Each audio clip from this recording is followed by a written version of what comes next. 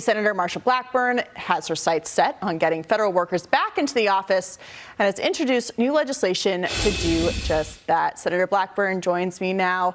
So, Senator, how do you plan on getting these workers back to the office? And if they don't want to come back, why don't we just sell the buildings and give that money back to the taxpayer?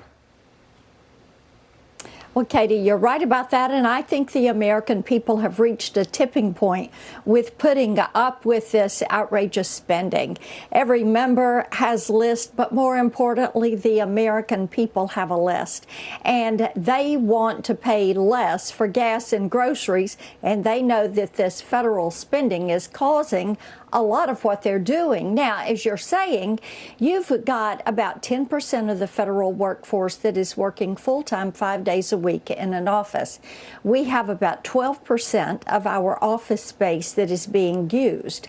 So one of my DOGE Act's provisions is to make certain that people return to work. If they're not returning to work, then we need to remove them, or we need to sell those buildings. Or another of the DOGE provisions, let's move these federal agencies outside of Washington, D.C.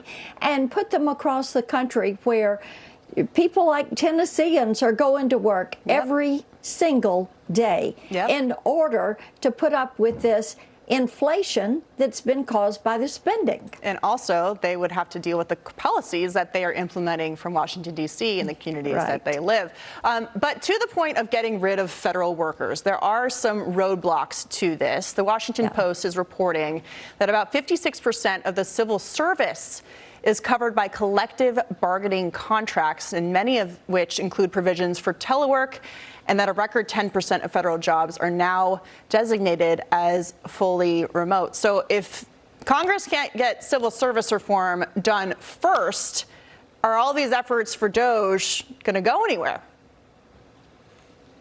Of course, the efforts are going to go into action. And here's the thing. The American people are impatient for action. We have the President Trump administration is going to be aggressive. They're going to be focused, and they're going to be pushing Congress to take that action and get people back to work, make certain that we clear backlogs. And I will add to that, another of the DOGE Act's provisions is across-the-board spending cuts, 1%, 2%, and 5% in our discretionary non-defense spending, to make certain that we are certainly reducing what the federal government spends. What we need to do is go in and cap the spending. We need to freeze federal hiring, federal salaries, another of the provisions. We need to make certain we are working the debt down, not adding to it. And that means people show up, people do their job, we do more with less, we utilize technology, we implement these DOGE provisions.